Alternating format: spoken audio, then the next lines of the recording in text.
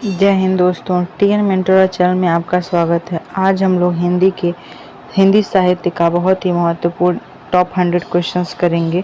जो UP TET में एक साहित्य से रिलेटेड कोई भी क्वेश्चन पूछेगा तो इस वीडियो से के बाहर कोई भी क्वेश्चंस नहीं जाएगा। तो चलिए स्टार्ट करते हैं। आज का सेशन बहुत ही इंपॉर्टेंट होने वाला है और मज़ेदार भी होने वाला है, तो आप लोग इसे नोट डाउन करते हुए चलिएगा और एग्ज़ाम के टाइम पे आप लोग इसे रिवीजन भी कर लीजिएगा, ताकि आपको एग्ज़ाम में कोई दिक्कत ना हो और जब आपके सामने एक क्वेश्चन आए आप लोग आसानी से इस क्वेश्चन को कर सकें।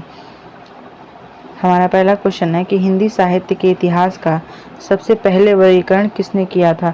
तो हिंदी साहित्य के इतिहास का सबसे पहला वर्गीकरण जो है गारसाद और तासी ने किया था। इसका ऑप्शन नंबर सी सही हो जाएगा। अगला हमारा प्रश्न है कि गारसाद और तासी ने हिंदी साहित्य का इतिहास किस भाषा में लिखा था। तो गारसाद और तासी ने हिंदी साहित्य का इतिहास जो है यह फ्रेंच भाषा में लिखा था। इसका ऑप्शन नंबर डी सही हो जाएगा। अगला हमारा प्रश्न है कि हिंदी साहित्य के इतिहास को कुल कितने भागों में बांटा गया है। तो हिंदी साहित्य के इतिहास को कुल 4 भागों में बांटा गया है। इसका ऑप्शन नंबर बी सही हो जाएगा। अगला हमारा प्रश्न है कि हिंदी का प्रथम महाकाव्य किसे माना जाता है। तो हिंदी का जो प्रथम महाकाव्य है यह पृथ्वीराज रासो को माना जाता है। इसका ऑप्शन नंबर सी से जाएगा और इसके जो रचयिता हैं वह चंद्रबरदाई हैं। अगला हमारा प्रश्न है कि पृथ्वीराज रासो के रचनाकार कौन है। तो पृथ्वीराज रासो के रचनाकार चंद्रबरदाई हैं। इसका ऑप्शन नंबर सी सही हो जाएगा। परमाल रासो आला खंड की रचना किसने की है। तो परमाल रासो जो है ये आला खंड की रचना ये जगनिक ने की है। इसका ऑप्शन नंबर 20 सही हो जाएगा। इस वीडियो में बहुत ही मोस्ट इम्पॉर्टेंट साहित्य के क्वेश्चंस लिए गए हैं और कुछ क्वेश्चंस PYQ जो हैं जो 2011 से 2022 तक के यूपी टेट में पूछे जा चुके हैं। तो आप लोग इस वीडियो को स्किप या मिस बिल्कुल मत करिएगा। अगला हमारा प्रश्न है कि मैथिल कोकिल के नाम से कौन प्रसिद्ध है। तो मैथिल कोकिल के नाम से विद्यापति जी प्रसिद्ध हैं। इसका ऑप्शन नंबर 20 सही हो जाएगा। अगला हमारा प्रश्न है कि कबीरदास की रचनाओं का संग्रह किस नाम से प्रसिद्ध है। तो कबीरदास की रचनाओं का जो संग्रह है यह बीजक से नाम से प्रसिद्ध है। इसका ऑप्शन नंबर 20 सही हो जाएगा।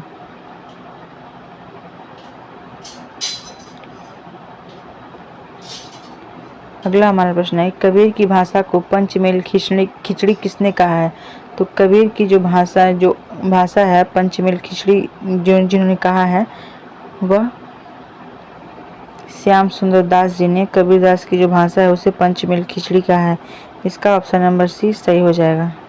क्वेश्चन नंबर 10 हमारा है कि सूफी काव्यधारा के प्रमुख कवि मलिक मोहम्मद जायसी ने पद्मावत भाषा की रचना किस भाषा में की है। तो पद्मावत की रचना जो मलिक मोहम्मद जायसी ने की है यह अवधी भाषा में की है। इसका ऑप्शन नंबर 20 सही हो जाएगा। रामचरितमानस में कुल कितने कांड हैं। तो रामचरितमानस में जो कांड है वह कुल 7 कांड हैं। इसका ऑप्शन नंबर 20 सही हो जाएगा।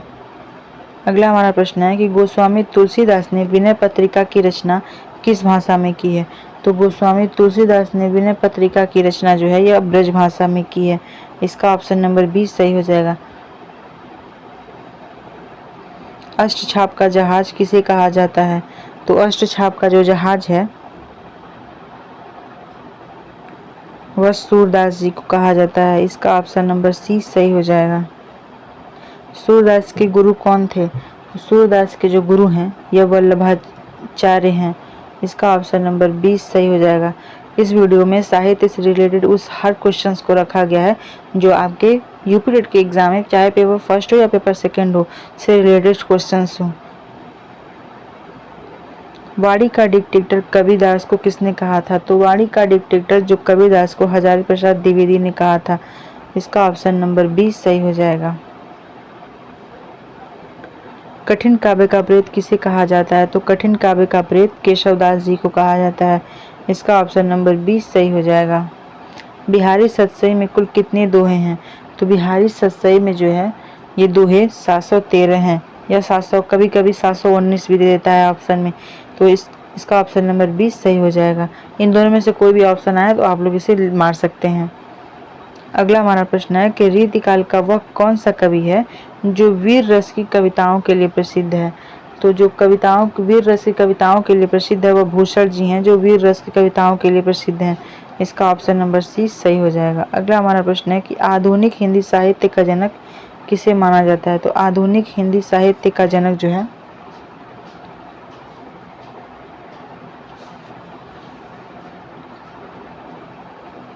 भारतेंदु हरिश्चंद्र जी को माना जाता है। इसका ऑप्शन नंबर 20 सही हो जाएगा।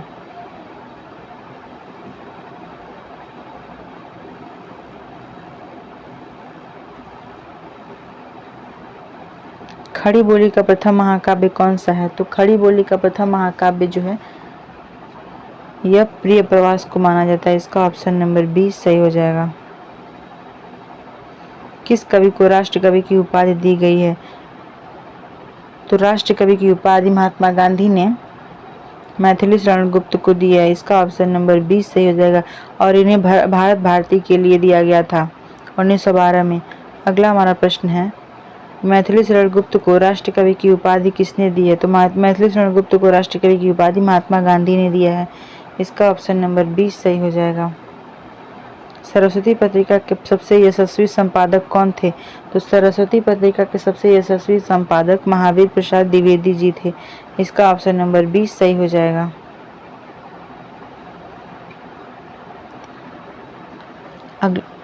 अगला हमारा प्रश्न है, छायावाद के प्रवर्तक किसे माना जाता है? तो छायावाद के प्रवर्तक जयशंकर प्रसाद जी को माना जाता है। इसका ऑप्शन नंबर बी सही हो जाएगा। अगला हमारा प्रश्न है कि प्रकृति का सुकुमार कवि किसे कहा जाता है? तो प्रकृति का सुकुमार कवि सुमित्रा नंदन पंत को कहा जाता है। इसका ऑप्शन नंबर बी सही हो जाएगा।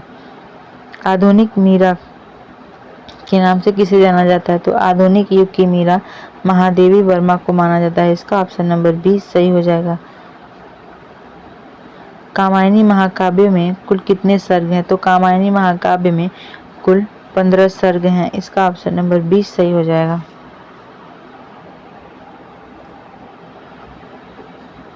हिंदी साहित्य में महाप्राण और क्रांतिकारी कवि किसे कहा जाता है? तो हिंदी साहित्य में महाप्राण और क्रांतिकारी कवि सूर्यकांत त्रिपाठी निराला जी को कहा जाता है। इसका ऑप्शन नंबर 20 सही हो जाएगा।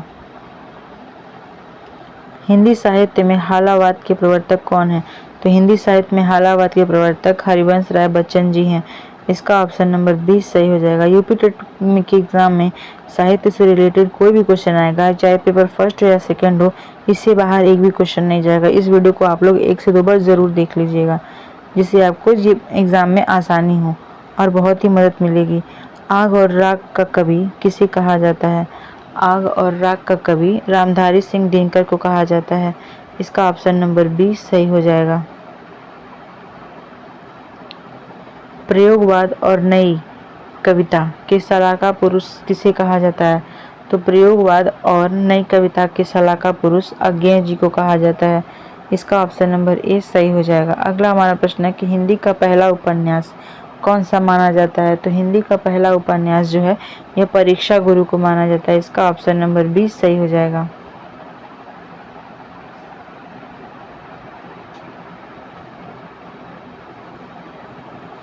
उपन्यास सम्राट की उपाधि किस लेखक को दी गई है? तो उपन्यास सम्राट की उपाधि जो है यह मुंशी प्रेमचंद को दिया गया है। इसका ऑप्शन नंबर 20 सही हो जाएगा।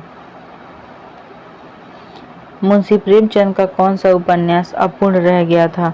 तो मंगलसूत्र जो है ये उपन्यास है कि मुंशी प्रेमचंद जी का अधूरा रह गया था, उनकी मृत्यु हो गई थी। इसका ऑप्शन नंबर ए सही हो जाएगा।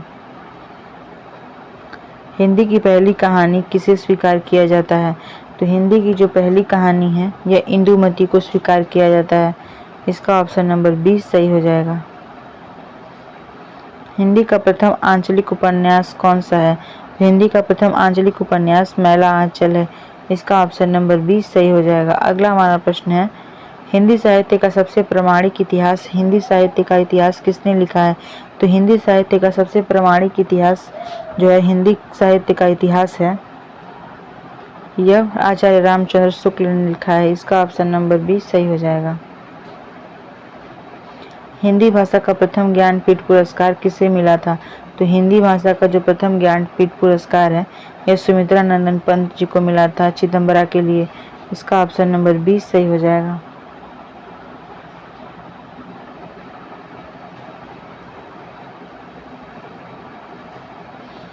हिंदी का जो प्रथम साप्ताहिक समाचार पत्र है वह कौन सा है? तो हिंदी का जो प्रथम साप्ताहिक समाचार पत्र है उदंड मार्तंड है। इसका ऑप्शन नंबर 20 सही हो जाएगा। और इसके जो संपादक थे वह जुगल किशोर शुक्ल थे। अगला हमारा प्रश्न है कि भारतीय संविधान के किस अनुच्छेद के अनुसार हिंदी भारत की राजभाषा है? तो अनुच्छेद 343 के अनुसार जो हिंदी है वह भारत की राजभाषा है। इसका ऑप्शन नंबर 20 सही हो जाएगा। प्रतिवर्ष राष्ट्रीय हिंदी दिवस कब मनाया जाता है? तो जो प्रतिवर्ष राष्ट्रीय हिंदी दिवस है यह 14 सितंबर को मनाया जाता है। इसका ऑप्शन नंबर 20 सही हो जाएगा। कवियों का कवि किसे कहा जाता है? तो कवियों का कवि शमशेर बहादुर सिंह को कहा जाता है। इसका ऑप्शन नंबर 20 सही हो जाएगा।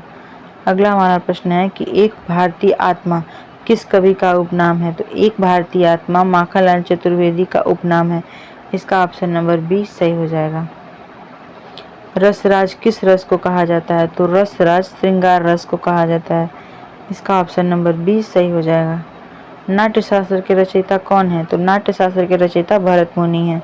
इसका ऑप्शन नंबर 20 सही हो जाएगा।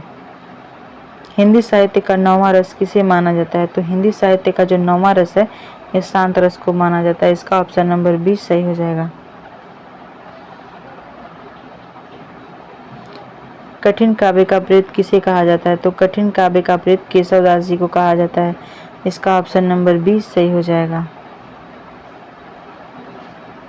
यहाँ ऑप्शन ए गलत दिया है, यहाँ पे बी होगा।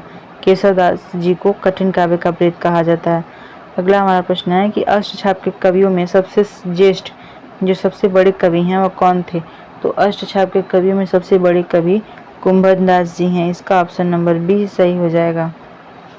गोस्वामी तुलसीदास के बचपन का क्या नाम था? तो गोस्वामी तुलसीदास जी के बचपन का नाम राम बोला था। इसका ऑप्शन नंबर 20 सही हो जाएगा।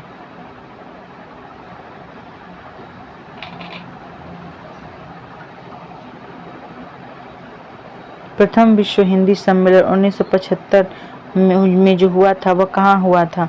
तो जो प्रथम विश्व हिंदी सम्मेलन 1975 में हुआ था नागपुर में हुआ था। इसका ऑप्शन नंबर 20 सही हो जाएगा। अगला हमारा प्रश्न है कि मलिक मोहम्मद जायसी की रचना अखरावट किस विषय पर आधारित है? तो वर्णमाला के अक्षरों पर आधारित सिद्धांत पर विषय पर आधारित है। इसका ऑप्शन नंबर 20 सही हो जाएगा। मृगावती के रचनाकार कौन है? तो मृगावती के रचनाकार वह कुतुबन है। इसका ऑप्शन नंबर 20 सही हो जाएगा। अगला हमारा प्रश्न है कि मधुमालती किसकी प्रसिद्ध रचना है? तो मधुमालती जो है यह सैयद मंझन जी की रचना है। इसका ऑप्शन नंबर 20 सही हो जाएगा। अगला हमारा प्रश्न है कि गोस्वामी तुलसीदास ने कवितावली और दोहावली की रचना किस भाषा में की है? तो गोस्वामी तुलसीदास ने कवितावली और दोहावली की रचना ब्रज भाषा में की है। इसका ऑप्शन नंबर 20 सही हो जाएगा। रामलला नहछू और जानकी मंगल तुलसीदास जी ने किस भाषा में लिखी है? तो रामलला नहछू और जानकी मंगल तुलसीदास जी ने अवधी भाषा में लिखी है। इसका ऑप्शन नंबर 20 सही हो जाएगा।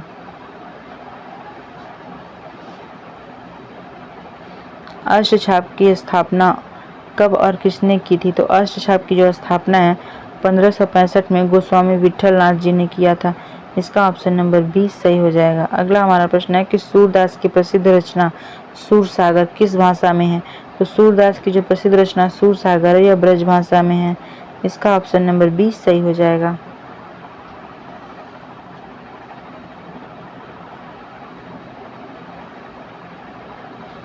अगला हमारा प्रश्न है कि भ्रमर गीत जो है प्रसंग के रचनाकार कौन है? तो भ्रमर गीत प्रसंग के रचनाकार सूरदास जी हैं। इसका ऑप्शन नंबर 20 सही हो जाएगा। संस्कृत है कूपजल भाखा बहता नीर, यह प्रसिद्ध पंक्ति किसकी है? तो यह प्रसिद्ध पंक्ति कबीरदास जी की है। संस्कृत है कूपजल भाखा बहता नीर, यह प्रसिद्ध जो पंक्ति है कबीरदास जी की है। इसका ऑप्शन नंबर बी सही हो जाएगा। अगला हमारा प्रश्न है कि मीराबाई के गुरु कौन माने जाते हैं? तो मीराबाई के जो गुरु माने जाते हैं वह संत रविदास जी माने जाते हैं। इसका ऑप्शन नंबर 20 सही हो जाएगा। नरसिंह जी की मायरा और राग गोविंद किसकी रचना है? कृतियां हैं। तो नरसिंह जी का मायरा और राग गोविंद मीराबाई जी की कृतियां हैं। इसका ऑप्शन नंबर 20 सही हो जाएगा। रीतिकाल को श्रृंगार काल किसने कहा है? तो श्रृंगार जो काल है यह रीतिकाल को आचार्य विश्वनाथ जी ने कहा है। इसका और सेकेंड ऑप्शन सही हो जाएगा। रामचंद्रिका कवि प्रिया और रसिक प्रिया के रचनाकार कौन है? तो रामचंद्रिका कवि प्रिया और रसिक प्रिया के रचनाकार केशवदास जी हैं। इसका ऑप्शन नंबर बी सही हो जाएगा। छत्रसाल दशक और शिवराज भूषण के रचयिता कौन है? तो छत्रसाल दशक और शिवराज भूषण के रचयिता भूषण जी हैं। इसका ऑप्शन नंबर बी सही हो जाएगा। ललित ललाम और मतीराम सतसई किसकी रचनाएं हैं? ललित ललाम और मतीराम सतसई यह मतीराम जी की रचनाएं हैं। इसका ऑप्शन नंबर बी सही हो जाएगा। सुजान सागर और इश्कलता के रचनाकार कौन है? तो सुजान सागर और इश्कलता के रचनाकार घनानंद जी हैं। इसका ऑप्शन नंबर बी सही हो जाएगा। घनानंद किस काव्यधारा के प्रमुख कवि हैं? तो घनानंद जो है यह रीतिमुक्त कवि काव्यधारा के कवि हैं। इसका ऑप्शन नंबर बी सही हो जाएगा। अगला हमारा प्रश्न है कि आनंद कादम्बनी जो पत्रिका है इसके संपादक कौन है? तो आनंद कादम्बनी की पत्रिका के संपादक बद्री नारायण चौधरी प्रेमघन जी हैं। इसका ऑप्शन नंबर बी सही हो जाएगा। ब्राह्मण पत्रिका का संपादन किसने किया था? ब्राह्मण पत्रिका का संपादन प्रताप नारायण मिश्र ने किया था। इसका ऑप्शन नंबर बी सही हो जाएगा। सत्यार्थ प्रकाश के लेखक कौन है? तो सत्यार्थ प्रकाश के लेखक स्वामी दयानंद सरस्वती जी हैं। इसका ऑप्शन नंबर बी सही हो जाएगा। अगला हमारा प्रश्न है कि वैदेही वनवास और प्रिय प्रवास के रचयिता कौन है? वैदेही वनवास और प्रिय प्रवास के रचयिता अयोध्या सिंह उपाध्याय हरिऔध जी हैं। इसका ऑप्शन नंबर बी सही हो जाएगा। मैथिली शरण गुप्त की वह रचना कौन सी है जिससे प्रभावित होकर गांधी जी ने उन्हें राष्ट्र कवि कहा था? तो जो भारत भारती है 1912 में इन्होंने महात्मा गांधी ने इन्हें राष्ट्र कवि की उपाधि दी थी भारत भारती के लिए मैथिली शरण गुप्त को। इसका ऑप्शन नंबर 20 सही हो जाएगा। साकेत महाकाव्य के किस पात्र के विरह को केंद्र में रखा गया है? तो जो साकेत महाकाव्य है इसमें उर्मिला जो है यह विरह के केंद्र में इसको रखा गया है। इसका ऑप्शन नंबर बी सही हो जाएगा। अगला हमारा प्रश्न है कि हिंदी में कलाधर उपनाम से कौन जाना जाता है? तो हिंदी में जो कलाधर है उन जयशंकर प्रसाद जी का नाम इनका उपनाम है। इसका ऑप्शन नंबर बी सही हो जाएगा। अगला हमारा प्रश्न है कि निराला जी ने अपनी पुत्री के निधन पर कौन सा शोक गीत लिखा था? तो निराला जी ने अपनी पुत्री के निधन पर उनकी जब पुत्री की मृत्यु हो गई थी तो उन्होंने सरोज स्मृति शोक गीत लिखा था। इसका ऑप्शन नंबर ए सही हो जाएगा।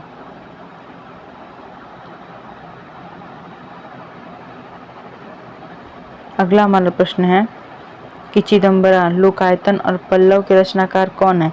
चिदम्बरा लोकायतन और पल्लव के रचनाकार सुमित्रानंदन पंत जी हैं। इसका ऑप्शन नंबर बी सही हो जाएगा। अतीत के चलचित्र और स्मृति की रेखाएं किस विधा की रचनाएं हैं? अतीत के चलचित्र और स्मृति की रेखाएं यह रेखाचित्र विधा की रचनाएं हैं। इसका ऑप्शन नंबर बी सही हो जाएगा। मधुशाला मधुबाला और मधुकलश किसकी प्रसिद्ध रचनाएं हैं? तो यह हरिवंश राय बच्चन जी की हैं। इसका ऑप्शन नंबर बी सही हो जाएगा। अगला हमारा प्रश्न है कि कुरुक्षेत्र और रश्मि रथी के रचयिता कौन है? कुरुक्षेत्र और रश्मि रथी जो रथी है इसके रचयिता रामधारी सिंह दिनकर जी हैं। इसका ऑप्शन नंबर बी सही हो जाएगा। अगला हमारा प्रश्न है संस्कृत के 4 अध्याय किस के लिए साहित्य अकादमी पुरस्कार किसे मिला था? तो संस्कृत के 4 अध्याय के लिए पुरस्कार रामधारी सिंह दिनकर को मिला था जिससे साहित्य अकादमी पुरस्कार। इसका ऑप्शन नंबर बी सही हो जाएगा। अगला हमारा प्रश्न है तार सप्तक का संपादन अज्ञेय जी ने किस वर्ष शुरू किया था? तार सप्तक का जो संपादन है अज्ञेय जी ने 1943 में स्टार्ट किया था। इसका ऑप्शन नंबर बी सही हो जाएगा। शेखर एक जीवनी और नदी के द्वीप क्या है? तो शेखर एक जीवनी और नदी के द्वीप जो है यह उपन्यास है। इसका ऑप्शन नंबर बी सही हो जाएगा। गुनाहों का देवता और सूरज का 7वां घोड़ा किसकी रचनाएं हैं? तो गुनाहों का देवता और सूरज का 7वां घोड़ा यह धर्मवीर भारती जी की रचनाएं हैं। इसका ऑप्शन नंबर बी सही हो जाएगा। अगला हमारा प्रश्न है कि संसद से सड़क तक और कल सुनना मुझे किसकी काव्य कृतियां हैं? तो यह सुदामा पांडे धूमिल जी की कृतियां हैं। इसका ऑप्शन नंबर बी सही हो जाएगा।